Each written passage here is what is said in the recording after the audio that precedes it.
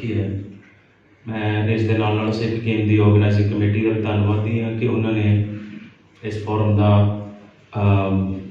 समा इन्ने रिस्ट्रिक्शन के होने के बावजूद भी बहुत सारे लोग नहीं आ सके दूसरी स्टेटा जो रखे है, जी कि ट्रेडिशन है बड़े समय तो। पंजाबी फोरम शायद पहली बारी हो रही है सिख गेम्स के if I am not wrong. Australian Sikh forum ते अदर फोरम्स जी दूसरी गेमां होंदियां रही ने। अमनदीप जी बैठे ने बलूगा तो आप शायद मैलबर्न के जी फोरम पहला हिस्सा लिया है। सो ये बहुत वधिया उपराला है कि पंजाबी का खास तौर पर फोकस किया जा रहा है।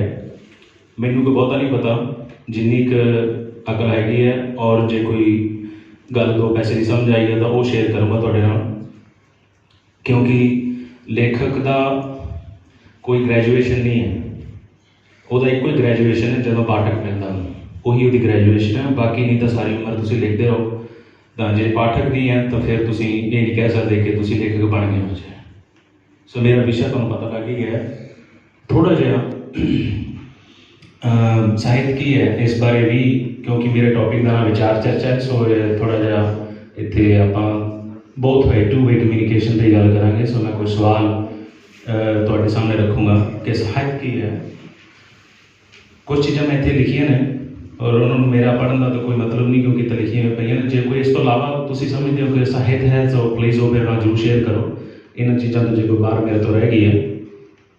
और किस चीज़ में साहित्य समझते हो तुम लिटरेचर किस, क्योंकि इंग्लिश के जो लिटरेचर है anything that's written is literature, लेकिन साहित्य जोड़ा है उसनूं जो पंजाबी की जोड़ा एंगल है उन्होंने कहते हैं जी क्रिएटिव या इमैजिनेटिव वर्क जोड़ा और भी मैरिट लेवल पर किया जाए। उस चीज़ में जो नहीं मेरी रिसर्च है उसनूं साहित्य कहते हैं पंजाबी दे विच या हिंदुस्तान के इंडिया के उसनूं साहित्य कहते हैं जोड़ा कि इमैजिनेटिव या क्रिएटिव वर्क हो और वो एक मैरिट हो उस चीज़ की। सो इस तो बाहर जो कुछ रह गया कुछ तो तुसीं मैनूं जरूर दसो। तीन तरीके नाल साहित्य लोगों के सामने पेश किया जाता है, वो बारे आप थोड़ी जी अगे जाके भी विचार करांगे। ओरल जोड़ा कि सब तो पुराना है, जी मूँह जबानी कहानियाँ लोगों को समझाई जाती सी, दसिया जांदियां सी गा के या बोल के। और उस तो बाद रिटन जोड़ा पिछले 1000 साल तो पंजाबी का इतिहास रहा रिटन का। और हुण तुसीं देख रहे हो कि पिछले जोड़ा हम टैक्नोलॉजी के मैं ICT कंसलटेंट हाँ, तो IT करके सूचना के योग में आने करके विजुअल के उत्ते बहुत ज़्यादा तवज्जो दी जा रही है, रिटन के घट हो रहा काम। पंजाबी साहित्य लिपि कुछ बुलारे ने इस बारे थोड़ी जी टच बेस की है। तो जो असीं पंजाबी की गल करते हैं तो पंजाब की दोवां पासे की नहीं तो चढ़ते पंजाब की गल करनी पऊगी आपां नूं। दो लिपियां दे विच पंजाबी जिहड़ा लिटरेचर लिखा जा रहा है वो शाहमुखी तो गुरमुखी दे विच है। और दूसरे बन्ने भी बहुत सारा लिटरेचर जिहड़ा शाहमुखी दे विच भी लिखा जा रहा है दोवां लिपियां दे विच। सो जो असीं पंजाबी की गल करते हैं तो सानूं दोवां लिपियां नूं भी ध्यान च रखना पएगा। और उन दोवां लिपियां का कन्वर्जन डिजिटल टैक्नोलॉजी ने सौखा किया। पंजाबी यूनिवर्सिटी के उपराले जी उत्थे IT की टीम है उन्होंने ये एक साइट में तुहाडे नाल शेयर करूँगा, उसका कन्वर्जन दोवां पासे का बहुत सौखा कर दिता। सो तुसीं शाहमुखी चों गुरमुखी और गुरमुखी चों शाहमुखी किनूं कहंदे ने कन्वर्ट करके फॉन्ट दे राहीं और तुहानूं पढ़न दे विच सौखा हो जाएगा।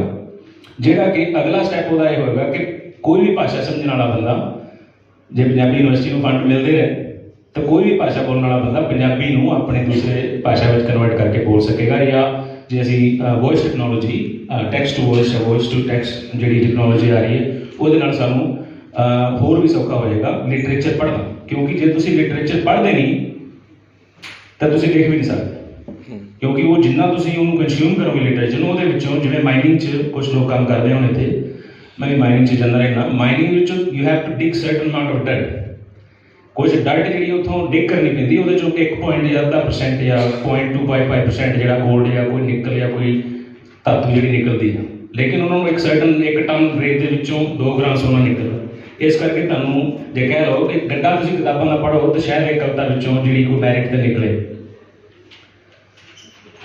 उस तो अगे थोड़ा जिहा इतिहास 1000 साल का पंजाबी का बाबा फरीद जी तो लैके उतले बन्ने जिवें तुहाडे सामने डिस्पले है कि बाबा फरीद जी ने जी पंजाबी प्राकृत भाषा है जिसका मेन मतलब यह है कि लोग दे बोलों में निकली हुई भाषा, वो भाषा जी अजे ग्रामर जारी स्ट्रिक्ट नहीं हुई सी। जिवें संस्कृत ते प्राकृत 2 तरीके दी भाषा सीगियां। संस्कृत दे विच ਜਿਹੜੀ ਕਿ ਸੰਸਕਾਰਾਂ ਵਾਲੀ, ਜਿਹਨੂੰ ਕਿ ਗ੍ਰਾਮੈਟਿਕਲੀ ਉਹਦਾ ਸਿੰਟੈਕਸ, ਉਹਦਾ ਗ੍ਰਾਮਰ, ਉਹਦਾ ਬਣਤਰ ਔਰ ਉਹਦੀ ਐਕਸੈਸ ਤੇ ਉਹਨੂੰ ਸਮਝਣ ਵਾਲੇ ਲੋਕ ਬੜੇ ਚੁਣਿੰਦਾ ਜਿਹੇ ਲੋਕ ਸੀ। ਸੋ ਉਹਦਾ ਐਕਸੈਸ ਨਹੀਂ ਸੀ ਆਮ ਲੋਕਾਂ ਨੂੰ। ਸੋ ਉਹਦੇ ਪੈਰਲਲ ਚੱਲ ਰਹੀ ਸੀ ਕਿ ਪ੍ਰਾਕ੍ਰਿਤ ਭਾਸ਼ਾ।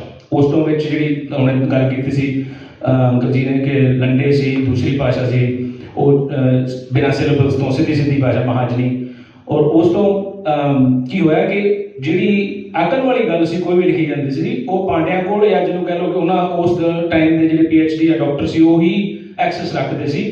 ਆਮ ਲੋਕਾਂ ਨੂੰ ਉਹ ਸਮਝਣ ਨਹੀਂ ਦਿੰਦੇ ਸੀ ਕਿਉਂਕਿ ਉਹਦੀ ਇੱਕ ਗ੍ਰਾਮਰ ਬੜੀ ਔਖੀ ਸੀ ਸਮਝਣੀ ਸੰਸਕ੍ਰਿਤ ਦੀ। I think, I don't know if there's any correlation, but maybe that's why Sanskrit is dead and almost a dead language.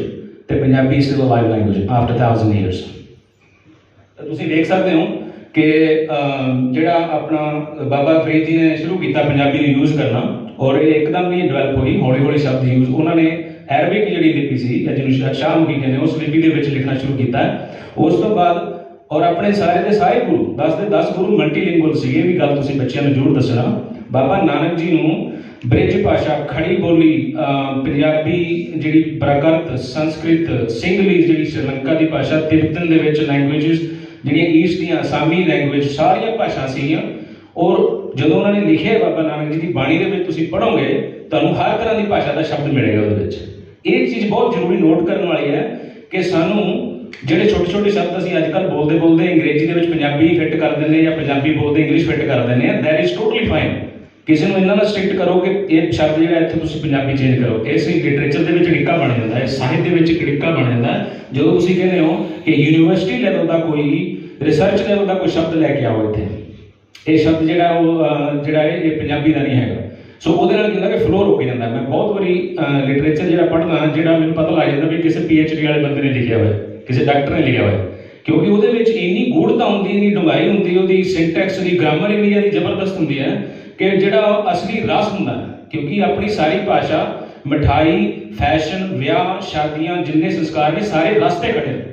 ਜਿਹੜਾ ਰਸ ਹੈ ਉਹ ਰਸ ਖਤਮ ਹੋ ਜਾਂਦਾ ਜਦੋਂ ਤੁਸੀਂ ਉਹਦੀਆਂ ਜ਼ਿਆਦਾ ਗ੍ਰਾਮੈਟੀਕਲ ਤੇ ਗੂੜ। ਇਸ ਕਰਕੇ ਪੰਜਾਬੀ ਦੇ ਵਿੱਚ ਜਿਹੜਾ ਰਸ ਹੈ ਉਹ ਜ਼ਿਆਦਾ ਹੈ ਸੰਸਕ੍ਰਿਤ ਨਾਲੋਂ, ਕਿਉਂਕਿ ਅੜਿੱਕਾ ਨਹੀਂ ਹੈ, ਕੋਈ ਫਲੋ ਚੱਲਦਾ। ਜਿਵੇਂ ਜਿਸ ਬੰਦੇ ਨੂੰ ਗੱਲ ਤੁਰ ਰਹੀ ਹੈ ਵਿੱਚ ਕੋਈ ਰੁਕਦਾ ਨਹੀਂ ਹੈ। ਔਰ ਮੈਂ ਤੁਹਾਨੂੰ ਫਿਰ ਤੋਂ ਯਾਦ ਦਵਾ ਰਿਹਾ ਕਿ ਗੁਰਬਾਣੀ ਤੋਂ ਵੱਡਾ ਐਗਜ਼ਾਮਪਲ ਕੀ ਹੋ ਸਕਦਾ ਕਿ ਗੱਲ ਤੁਰਦੀ ਪਈ ਬੜੇ ਸਧਾਰਨ ਵਿਆਹ ਦੇ ਫੇਰਿਆਂ ਦੇ ਉੱਤੇ ਜਾਂ ਵਿਆਹ ਦੇ ਉੱਤੇ ਜਾਂ ਮਤਲਬ ਹਸਬੈਂਡ ਵਾਈਫ ਦੇ ਰਿਲੇਸ਼ਨ ਦੇ ਉੱਤੇ ਉਹ ਇੱਥੇ ਗਾਈ ਗਈ ਆਪਣੀ ਰੂਹ ਨੂੰ ਇੱਕ ਉਹਦੇ ਨਾਲ ਕੰਪੇਅਰ ਕਰਕੇ ਸਧਾਰਨ ਮੈਟਾਫੋਰ ਯੂਜ਼ ਕਰਕੇ ਗੱਲ ਸਮਝਾਈ ਗਈ ਹੈ ਕਿ ਵਿਆਹ ਹੋ ਗਿਆ ਤੇਰਾ, ਹੁਣ ਤੂੰ ਅਗਲੇ ਘਰ ਚਲੀ ਗਈ ਹੈ, ਸਹੁਰਿਆਂ ਦਾ ਘਰ ਹੈ, ਪੇਕਿਆਂ ਦਾ ਘਰ ਹੈ, ਤੂੰ ਮਿਠਾਈਆਂ ਖਾ ਰਹੀ ਹੈ। ਔਰ ਸਾਰੇ ਗੁਰੂ ਮਲਟੀਲਿੰਗੁਅਲ, ਔਰ ਉਹ ਭਾਸ਼ਾ ਦੇ ਬਾਰੇ ਉਹ ਸੰਸਕ੍ਰਿਤ ਦੇ ਵੱਲ ਨਹੀਂ ਜਾਂਦੇ, ਉਹ ਪ੍ਰਾਕ੍ਰਿਤ ਵੱਲ ਰਹਿੰਦੇ ਨੇ ਸਦਾ ਹੀ। ਗੱਲ ਸਮਝਾਉਣ ਦਾ ਮੇਨ ਜਿਹੜਾ ਮੁੱਦਾ ਉਹਨਾਂ ਦੇ ਭਾਸ਼ਾ ਦਾ ਮੇਨ ਰਹਿੰਦਾ।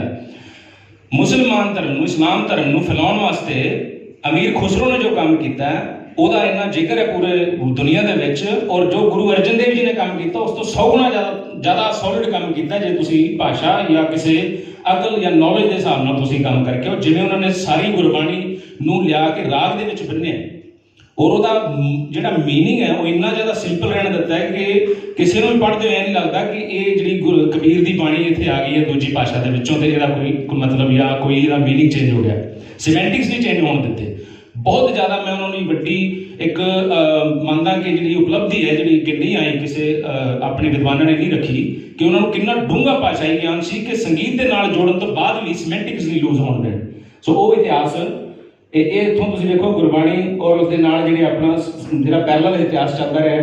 ਉਸ ਤੋਂ ਬਾਅਦ ਆਪਣੇ ਜਿਹੜੇ ਸ਼ਾਹਮੁਖੀ ਦੇ ਵਿੱਚ ਸੂਫੀ ਪੋਇਟਰੀ, ਸ਼ਾਹ ਹੁਸੈਨ, ਬੁੱਲੇ ਸ਼ਾਹ, ਸੁਲਤਾਨ ਬਾਹੂ ਹੋਣੀ, ਇਹਨਾਂ ਸਾਰਿਆਂ ਦੇ ਫਿਰ ਉੱਥੋਂ ਸ਼ੀਹ ਹਰਫੀਆਂ ਦੇ ਨਾਲ। ਉਸ ਤੋਂ ਬਾਅਦ ਰੋਮਾਂਟਿਕ ਕਿੱਸਾ ਚੱਲਿਆ ਕਿਉਂਕਿ ਪਹਿਲਾਂ ਕਾਵਿ ਸੀਗਾ ਔਰ ਜਿਹੜਾ ਵਾਰਤਕ ਵੀ ਸੀ ਉਹ ਵੀ ਕਾਵਿ 'ਚ ਹੀ ਬੋਲਿਆ ਜਾਂਦਾ ਸੀ। ਕਵਿਤਾ ਨੂੰ ਹੀ ਸੁਪਰੀਮ ਮੰਨਿਆ ਜਾਂਦਾ ਸੀ ਕਿ ਕਾਵਿ ਦੇ ਵਿੱਚ ਜੇ ਗੱਲ ਨਹੀਂ ਕਹਿਣੀ ਆਉਂਦੀ ਇਸ ਦਾ ਮਤਲਬ ਤੁਸੀਂ ਲੇਖਕ, ਲਿਖਾਰੀ ਜਾਂ ਤੁਸੀਂ ਕ੍ਰੀਏਟਿਵ ਆਰਟਿਸਟ ਨਹੀਂ ਹੋ। ਜੇ ਤੁਸੀਂ ਕਵਿਤਾ ਦੀ ਗੱਲ ਨਹੀਂ ਕਹਿ ਸਕਦੇ ਇਹਦਾ ਮਤਲਬ ਤੁਸੀਂ ਅਜੇ ਸਹੀ ਤਰੀਕੇ ਨਾਲ ਮੈਰਿਟ ਤੇ ਇਤਿਹਾਸ ਨਹੀਂ ਲਿਖ ਦਿੱਤਾ। ਹੌਲੀ ਹੌਲੀ ਜਾ ਕੇ ਉਹ ਭਾਈ ਵੀਰ ਸਿੰਘ ਜੀ ਤੋਂ ਇਹ ਆਪਣਾ 120 ਸਾਲ ਪਹਿਲਾਂ, ਔਰ ਆਸਟ੍ਰੇਲੀਆ ਦਾ ਵੀ ਇਤਿਹਾਸ ਲਗਭਗ 100 ਸਾਲ, 120 ਸਾਲ, 130 ਸਾਲ ਸ਼ਾਇਦ ਤੁਹਾਨੂੰ ਜ਼ਿਆਦਾ ਪਤਾ ਹੋਵੇ, ਲੇਕਿਨ 1890 1896 ਦੇ ਵਿੱਚ ਪਹਿਲੇ ਲੋਕ ਇੱਥੇ ਆਉਣੇ ਸ਼ੁਰੂ ਹੋਏ ਸੀ। ਸੋ ਆਸਟ੍ਰੇਲੀਆ ਦਾ ਵੀ ਪੰਜਾਬੀ ਦਾ ਇਤਿਹਾਸ 120 ਸਾਲ ਹੈ ਲਗਭਗ। ਇੱਥੋਂ ਵਾਰਤਕ ਸ਼ੁਰੂ ਹੁੰਦਾ। ਇਹ ਨਹੀਂ ਕਿ ਕਾਵਿ ਖਤਮ ਹੋ ਗਿਆ, ਲੇਕਿਨ ਵਾਰਤਕ ਦੀ ਮੇਨ ਜਿਹਨੂੰ ਪ੍ਰੋਜ਼ ਕਹਿ ਦਿੰਦੇ ਆਪਾਂ ਵੀ ਲਿਖਤ ਇਤਿਹਾਸ ਜਿਹੜਾ ਇੱਥੋਂ ਸ਼ੁਰੂ ਹੋਇਆ ਔਰ ਉਹਨਾਂ ਦੇ ਵਿੱਚ ਤੁਹਾਡੇ ਸਾਹਮਣੇ ਸਾਰੇ ਲੇਖਕ ਭਾਈ ਵੀਰ ਸਿੰਘ, ਪ੍ਰੋਫੈਸਰ ਮੋਹਨ ਸਿੰਘ, ਧਨੀਰਾਮ ਚਾਤਰਕ, ਸੰਤੋਖ ਸਿੰਘ ਧੀਰ, ਗੁਰਬਖਸ਼ ਸਿੰਘ ਪ੍ਰੀਤਲੜੀ ਔਰ ਪ੍ਰੀਤਲੜੀ, ਉਹਨਾਂ ਬਹੁਤ ਸਾਰੇ ਇਹੋ ਜਿਹੇ ਲੇਖਕ ਨੇ, ਜਸਵੰਤ ਸਿੰਘ ਕਨਵੜੀ, ਜਿਨ੍ਹਾਂ ਨੇ ਇੱਕ ਬਹੁਤ ਵੱਡਾ ਲੀਪ ਜਿਹਨੂੰ ਕਹਿੰਦੇ ਆ ਕਿ ਵੱਡਾ ਇੱਕ ਛਲਾਂਗ ਮਰਵਾਈ ਸਾਹਿਤ ਦੇ ਵਿੱਚ। ਇੱਕ ਤਰੀਕੇ ਨਾਲ ਲਿਖਿਆ ਜਾ ਰਿਹਾ ਸੀ, ਇੱਕ ਜਨਰੇਸ਼ਨ ਨੂੰ ਉਹਨਾਂ ਨੇ ਆਪਣੀ ਗੱਲ ਦੇ ਨਾਲ ਜੋੜ ਕੇ ਉਹਨਾਂ ਨੂੰ ਕਨਵਿੰਸ ਕਰ ਦਿੱਤਾ, ਜਿਹੜਾ ਕਿ ਉਹਨਾਂ ਦੀ ਭਾਸ਼ਾ ਦੀ ਸਰਲਤਾ, ਪੰਜਾਬੀ ਭਾਸ਼ਾ ਦੀ ਸਰਲਤਾ ਤੇ ਉਹਦੀ ਜਿਹੜੀ ਕ੍ਰੀਏਟਿਵਨੈਸ ਹੈ ਕਿ ਉਹਦੇ ਵਿੱਚ ਕੁਝ ਵੀ ਲਿਆ ਕੇ ਤੁਸੀਂ as long as the semantics their meaning is lost ਹੁੰਦਾ, ਉਹ ਉਹਨਾਂ ਨੇ ਉਹਨੂੰ ਬਣਨ ਦੀ ਕੋਸ਼ਿਸ਼ ਕੀਤੀ। ਉਸ ਤੋਂ ਬਾਅਦ ਕਰਤਾਰ ਸਿੰਘ ਦੁੱਗਲ, ਸਾਹਿਰ, ਨਾਨਕ ਸਿੰਘ, ਜਸਵੰਤ ਸਿੰਘ ਕੰਵਲ, ਅੰਮ੍ਰਿਤਾ ਪ੍ਰੀਤਮ ਫੈਜ਼, ਜਿਹੜੇ ਕਿ ਸ਼ਾਹਮੁਖੀ 'ਚ, ਗੁਰਮੁਖੀ 'ਚ, ਪੰਜਾਬੀ 'ਚ, ਇੰਗਲਿਸ਼ 'ਚ, ਹਿੰਦੀ 'ਚ, ਸਾਰਿਆਂ 'ਚ ਲਿਖਦੇ ਰਹੇ ਨੇ ਔਰ ਕ੍ਰਾਂਤੀਕਾਰੀ ਕਵੀ ਵੀ ਉਹਨੂੰ ਕਿਹਾ ਜਾਂਦਾ। ਉਸ ਤੋਂ ਬਾਅਦ ਬਟਾਲਵੀ ਹੈ, ਟਿਵਾਣਾ ਸਾਹਿਬ ਨੇ, ਪਾਸ਼ ਹੈ, ਹੁਣ ਅੱਜ ਕੱਲ੍ਹ ਪਾਤਰ ਨੇ, ਸੁਰਜੀਤ ਪਾਤਰ ਜੀ ਨੇ ਔਰ ਅੰਮ੍ਰਿਤ ਜੀ ਨੇ, ਹੋਰ ਵੀ ਬਹੁਤ ਸਾਰੇ ਮੈਂ ਨਾਂ ਜਿਹੜੇ ਇੱਥੇ ਲਿਖੇ, ਲੇਕਿਨ ਮੋਟਾ ਮੋਟਾ ਤੁਸੀਂ ਵੇਖ ਲਿਆ ਕਿ ਇੱਥੇ ਪੰਜਾਬੀ ਦਾ ਜਿਹੜਾ ਸਾਹਿਤ ਜਿਹੜਾ ਲਿਖਿਆ ਜਾ ਰਿਹਾ ਪਿਛਲੇ 1000 ਸਾਲ ਤੋਂ। ਹੁਣ ਤੁਸੀਂ ਮੈਨੂੰ ਥੋੜ੍ਹਾ ਜਿਹਾ ਇਹ ਮਦਦ ਕਰੋ ਕਿ ਸਾਹਿਤ ਕਿਉਂ ਲਿਖਿਆ ਜਾਵੇ, ਕਿ ਲੋੜ ਹੀ ਕੀ, ਕਿਉਂ ਲਿਖਦਾ ਕੋਈ, ਤੁਸੀਂ ਇਹ ਦੱਸੋ। ਜਿਨ੍ਹਾਂ ਨੇ ਲਿਖਿਆ ਹੈ ਜਾਂ ਪੜ੍ਹਿਆ ਹੈ, ਕੋਈ ਕਿਉਂ ਸਾਹਿਤ ਲਿਖਦਾ, ਕੀ ਰੀਜ਼ਨ ਹੋ ਸਕਦਾ ਹੈ?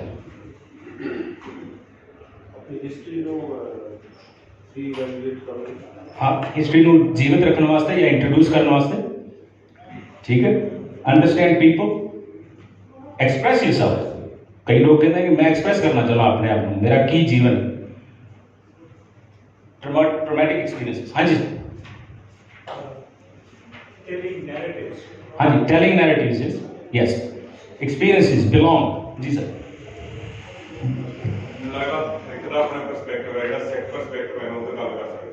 ਹਾਂਜੀ, ਇੱਕ ਮਿੰਟ, ਮੈਂ ਉਸ ਵੱਲ ਵੀ ਆਉਣਾ ਚਾਹੁੰਦਾ, ਤੁਸੀਂ ਇੱਕ ਮਿੰਟ ਮੈਨੂੰ ਟਾਈਮ ਦਿਓ।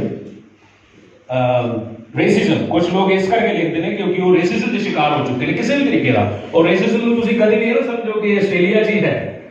ਇਹਦੀਆਂ ਜੜ੍ਹਾਂ ਬਹੁਤ ਹਜ਼ਾਰਾਂ ਸਾਲ ਪੁਰਾਣੀਆਂ ਨੇ। ਆਸਟ੍ਰੇਲੀਆ ਤਾਂ 400-300 ਸਾਲ ਪੁਰਾਣਾ ਦੇਸ਼ ਹੈ। ਇਹਦੀਆਂ ਤਾਂ ਜਿੱਥੋਂ ਅਸੀਂ ਆਏ ਹਿੰਦੁਸਤਾਨ 'ਚੋਂ ਆਏ, ਇਹਦੀਆਂ ਤਾਂ ਜੜ੍ਹਾਂ ਘੱਟੋ ਘੱਟ 10,000 ਸਾਲ ਤੋਂ ਸ਼ਾਇਦ ਉਸ ਤੋਂ ਵੀ ਪੁਰਾਣੀਆਂ ਹੋਣ।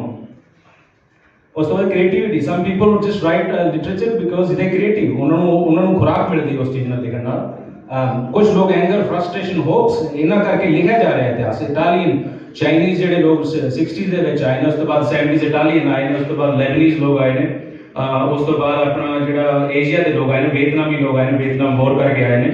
ਉਸ ਤੋਂ ਬਾਅਦ ਆਪਣੀ ਸਾਊਥ ਈਸਟ ਏਸ਼ੀਆ ਦੇ ਵਿੱਚੋਂ ਇੱਕ ਸ੍ਰੀਲੰਕਨ ਕਮਿਊਨਿਟੀ ਆਈ ਹੈ ਜਿਹੜੀ LTTE ਲਿਟੇ ਦੇ ਵੋਰ ਕਰਕੇ ਇੱਥੇ ਪਹੁੰਚੀ। ਉਸ ਤੋਂ ਬਾਅਦ ਅਸੀਂ ਪਹੁੰਚੇ ਇੱਥੇ। ਉਸ ਤੋਂ ਬਾਅਦ ਹੁਣ ਗੁਜਰਾਤ, ਹੁਣ ਹੈਦਰਾਬਾਦ ਲੋਕ ਆ ਰਹੇ ਨੇ।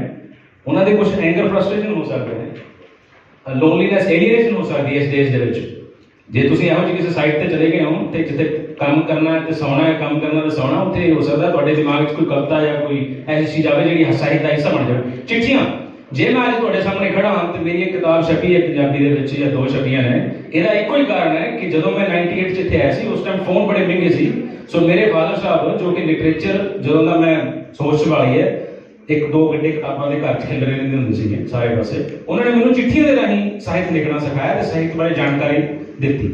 ਮੇਰੇ ਕੋਲੋਂ ਹੁਣ ਉਹਨਾਂ ਦੀ ਪਿਛਲੇ ਸਾਲ ਡੈਥ ਹੋ ਗਈ, ਮੇਰੇ ਕੋਲ ਉਹਦੀਆਂ 100-150 ਚਿੱਠੀਆਂ ਲਿਖੀਆਂ ਪਈਆਂ ਨੇ, ਜਿਹੜੀਆਂ ਕਿ ਆਪਸ ਦੇ ਵਿੱਚ ਹੀ, ਮਤਲਬ ਉਹ ਚਿੱਠੀਆਂ ਹੀ ਲਿਟਰੇਚਰ, ਕਿਉਂਕਿ ਉਹਦੇ ਵਿੱਚ ਹਰ ਤਰੀਕੇ ਦੀ ਗੱਲ, ਹਰ ਲਿਟਰੇਚਰ, ਹਰ ਸਾਹਿਤ, ਹਰ ਜਿੰਨੇ ਮੈਂ ਤੁਹਾਨੂੰ ਲੇਖਕ ਦੱਸੇ ਨੇ, ਤੇ 150 ਲੇਖਕਾਂ ਦੀ ਘੱਟੋ ਘੱਟ ਮੈਂ ਲਿਸਟ ਬਣਾਈ ਹੈ ਜਿਹਦੇ ਬਾਰੇ ਅਸੀਂ ਚਿੱਠੀਆਂ ਦੇ ਰਾਹੀਂ ਗੱਲਬਾਤ ਕੀਤੀ। ਸੋ ਉਦੋਂ ਮੈਨੂੰ ਉਸ ਬਾਰੇ ਜਾਗ ਲੱਗੀ। ਉਸ ਤੋਂ ਬਾਅਦ ਅਮਨਦੀਪ ਜੀ ਬੈਠੇ ਬੁਲਬੁਲ ਵਾਲੇ 2007 ਦੇ ਵਿੱਚ ਲਲਕਾਰ ਨਾਟਕ ਲਿਖਿਆ ਸੀ, ਇਹਨਾਂ ਨੇ ਡਾਇਰੈਕਟ ਕੀਤਾ, ਪ੍ਰੋਡਿਊਸ ਕੀਤਾ, ਸਿਡਨੀ ਰਿਵਰਸਾਈਡ ਥੀਏਟਰ ਦੇ ਵਿੱਚ ਭਗਤ ਸਿੰਘ ਦੇ ਉੱਤੇ ਲਿਖਿਆ ਗਿਆ ਸੀ, ਉਹ ਪੇਸ਼ ਕੀਤਾ। ਉਸ ਤੋਂ ਬਾਅਦ ਅਖਬਾਰਾਂ ਦੇ ਵਿੱਚ ਲੜੀਵਾਰ ਚੱਲਦੇ ਰਹੇ। ਉਹ ਸਿਰਫ ਕਿਉਂਕਿ ਮੇਰੀ ਜਿਹੜੀ ਪ੍ਰੇਰਣਾ ਸੀ ਉਹ ਚਿੱਠੀਆਂ ਦੇ ਰਾਹੀਂ ਆ ਰਹੀ ਸੀ, ਤੇ ਚਿੱਠੀਆਂ ਵੀ ਇੱਕ ਲਿਟਰੇਚਰ ਦਾ ਹਿੱਸਾ। ਹੁਣ ਮੈਂ ਥੋੜੇ ਜਿਹੇ ਕੁਝ ਲੇਖਕਾਂ ਬਾਰੇ, ਸਾਰੇ ਤਾਂ ਨਹੀਂ ਲੈਂਦੇ ਜਾ ਸਕਦੇ ਇੱਥੇ ਬੋਰਡ ਤੇ, ਪਰ ਥੋੜੇ ਜਿਹੇ ਮੈਂ ਤੁਹਾਨੂੰ ਇੰਟਰੋਡਿਊਸ ਕਰ ਦੇਣਾ ਜਿਨ੍ਹਾਂ ਦੀ ਜਾਣਕਾਰੀ ਸਾਡੇ ਕੋਲ ਪਹੁੰਚੀ ਹੈ। ਮੈਂ ਉਹਨਾਂ ਬਾਰੇ ਜ਼ਿਆਦਾ ਨਹੀਂ ਪੜ੍ਹ ਸਕਿਆ ਕਿਉਂਕਿ ਹਰ ਇੱਕ ਨੇ ਆਪਣੀ ਬਹੁਤ ਲੰਬੀ ਸਾਰੀ ਇੰਟਰੋਡਕਸ਼ਨ ਭੇਜੀ ਹੈ। ਸੋ ਮੈਂ ਬੇਸਿਕ ਕਿਤਾਬਾਂ ਨਾਲ ਤੁਹਾਨੂੰ ਇੰਟਰੋਡਿਊਸ ਕਰ ਰਿਹਾ ਕਿ ਪੰਜਾਬੀ ਸਾਹਿਤ ਦੇ ਵਿੱਚ ਆਸਟ੍ਰੇਲੀਆ 'ਚ ਕੀ ਹੋ ਰਿਹਾ ਹੈ।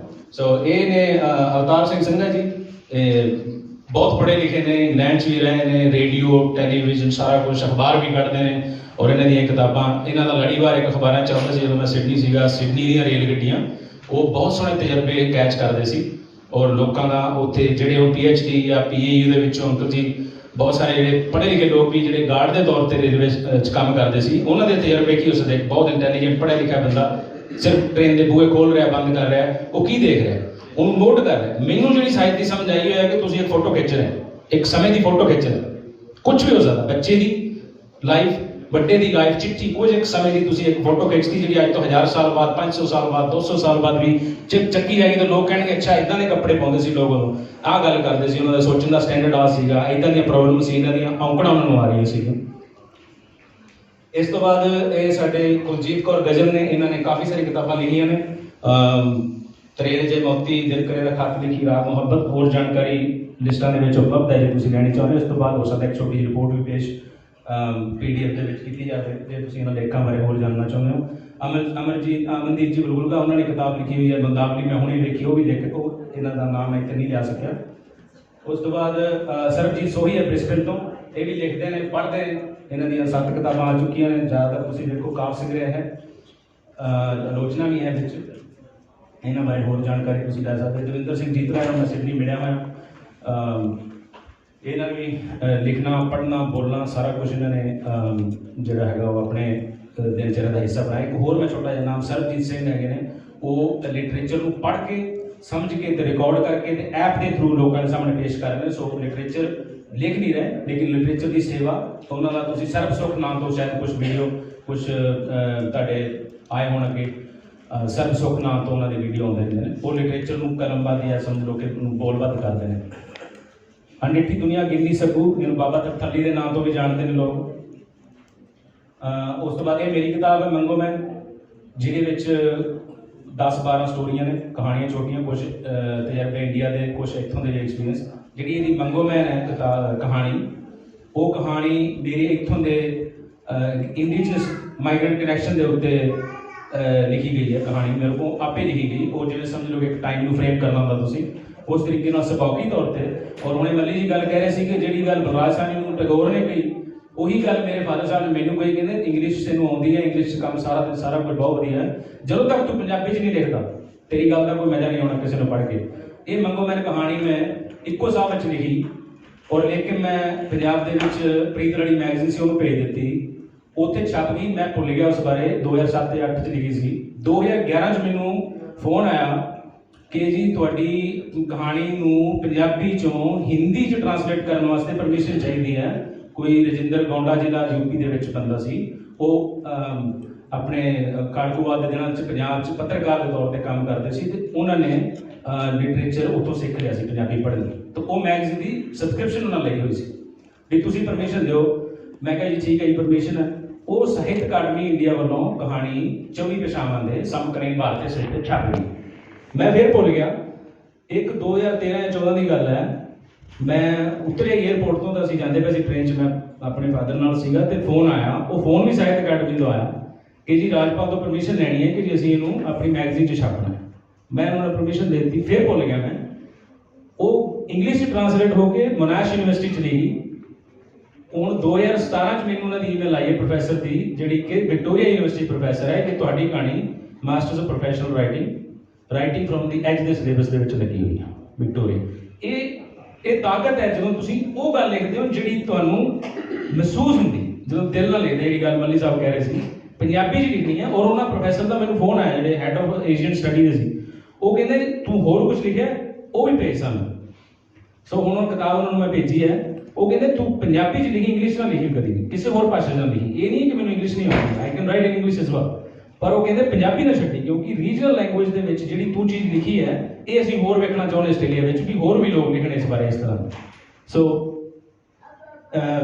ਇਹ ਦੀ ਜਰਨੀ ਹੈ ਛੋਟੀ ਜਿਹੀ ਇਸ ਕਹਾਣੀ ਦੀ, ਜਿਹੜੀ ਇੱਕ ਤੁਸੀਂ ਲੋਕਾਂ ਬਾਰੇ ਲਿਖਦੇ ਹੋ। ਜਦੋਂ ਇਹ 4 ਭਾਸ਼ਾਵਾਂ ਦੇ ਵਿੱਚ ਟਰਾਂਸਲੇਟ ਹੋ ਚੁੱਕੀ, ਉਸ ਤੋਂ ਬਾਅਦ ਹਿੰਦੀ, ਇੰਗਲਿਸ਼ ਤੋਂ ਬਾਅਦ ਮਰਾਠੀ ਤੋਂ ਮੈਨੂੰ ਫੋਨ ਆਇਆ, ਇੱਕ ਮਰਾਠੀ ਮੈਗਜ਼ੀਨ ਤੋਂ, ਕਿ ਅਸੀਂ ਟਰਾਂਸਲੇਟ ਕਰਨੀ ਹੈ ਮਹਾਰਾਸ਼ਟਰ ਤੋਂ, ਉਹਨਾਂ ਨੇ ਟਰਾਂਸਲੇਟ ਕੀਤੀ। ਉਸ ਤੋਂ ਬਾਅਦ ਹੁਣ ਮਲਿਆਲਮ 'ਚ ਟਰਾਂਸਲੇਟ ਹੋਈ ਹੈ ਪਿਛਲੇ ਸਾਲ, ਤੇ ਮਲਿਆਲਮ ਵਾਲੇ ਜਿਹੜੇ ਲੇਖਕ ਨੇ ਟਰਾਂਸਲੇਟ ਕਰਕੇ ਕਿਤਾਬ ਛਾਪੀ ਹੈ, ਉਹਨੂੰ ਹੁਣ ਅਕੈਡਮੀ ਦਾ ਅਵਾਰਡ ਵੀ ਮਿਲਿਆ।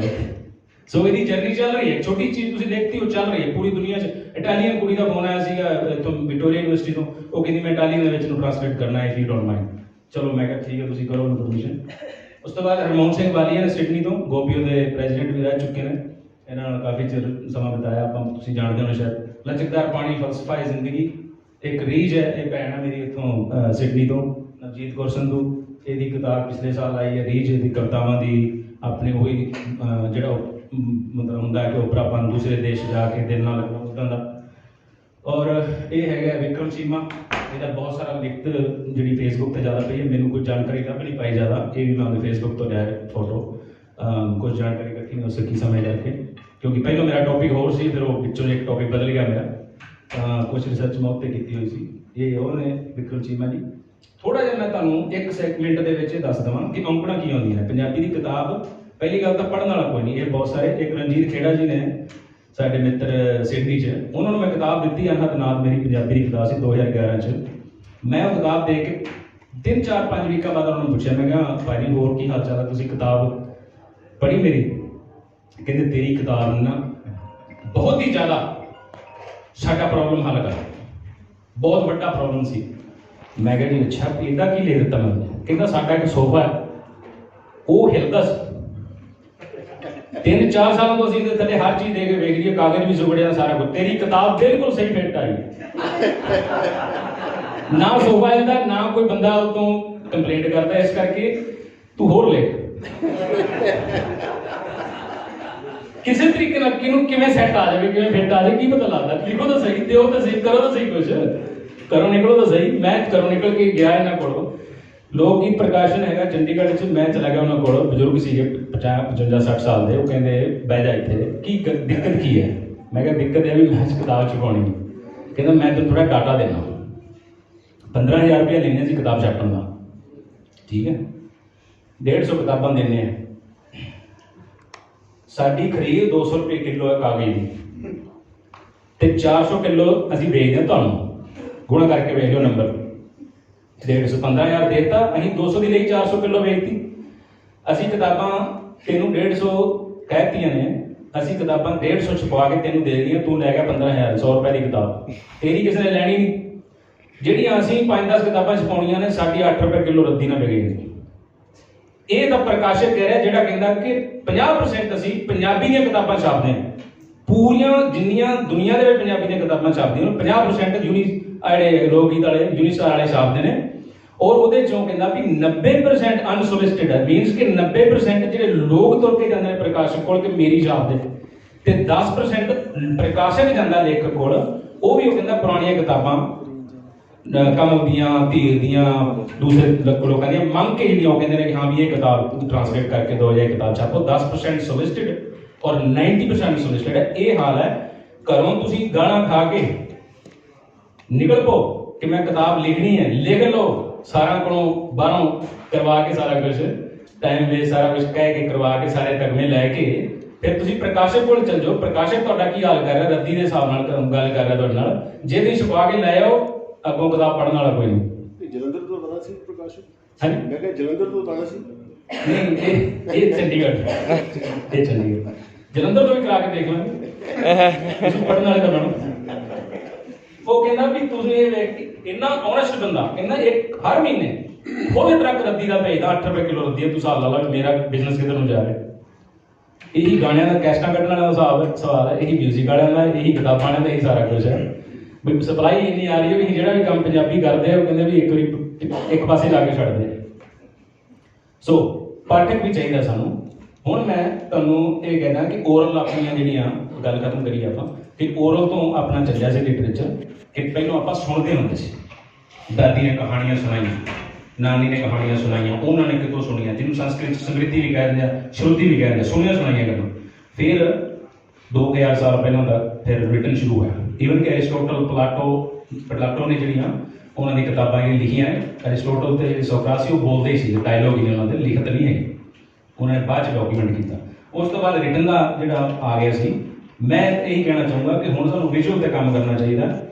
ਜਿੰਨਾ ਵੀ ਤੁਸੀਂ ਵਿਜ਼ੂਅਲ ਲਿਟਰੇਚਰ, ਇਲਸਟ੍ਰੇਸ਼ਨਸ, ਕਾਮਿਕ ਬੁੱਕਸ, ਜਿੰਨਾ ਵੀ ਕੁਝ ਜਿਹੜਾ ਹੁਣ ਪਿੱਛੇ ਛੋਟੇ ਸਾਹਿਬਜ਼ਾਦੇ ਫਿਲਮ ਆਈ ਸੀ, ਬਹੁਤ ਵਧੀਆ ਉਪਰਾਲਾ ਸੀ। ਇੱਦਾਂ ਦੇ ਆਪਣੇ ਬੱਚਿਆਂ ਨੂੰ ਵਿਜ਼ੂਅਲ ਲਿਟਰੇਚਰ ਵੱਲ ਲੈ ਕੇ ਤੁਸੀਂ ਜਦੋਂ ਜਾਓਗੇ ਤਾਂ ਫਿਰ ਅਸੀਂ ਉਹਨਾਂ ਨੂੰ ਪੰਜਾਬੀ ਲਿਟਰੇਚਰ ਨਾਲ ਜਿਹੜੀ ਕਿ ਅਗਲੀ ਸਟੇਜ ਹੈ, ਮੈਂ ਟੈਕਨੋਲੋਜੀ ਨੂੰ ਦੇਖਦਾ ਪਿਆ ਕਿ ਉਧਰ ਨੂੰ ਜਾ ਰਿਹਾ। ਇਸ ਕਰਕੇ ਆਪਣੇ ਬੱਚਿਆਂ ਨੂੰ ਲਿਟਰੇਚਰ ਤੇ ਵਿਜ਼ੂਅਲ ਨਾਲ ਜੋੜ ਕੇ ਇੰਟਰੋਡਿਊਸ ਕਰੋ ਤਾਂ ਕਿ ਉਹਨਾਂ ਨੂੰ ਅਟਰੈਕਟਿਵ ਲੱਗੇ ਕਿ ਇਹ ਹੈ ਅਸੀਂ ਇੱਥੇ ਇਸ ਤਰੀਕੇ ਨਾਲ ਅਸੀਂ ਗੱਲ ਸਮਝ ਸਕਦੇ ਹਾਂ ਤੇ ਬੋਲ ਸਕਦੇ ਹਾਂ।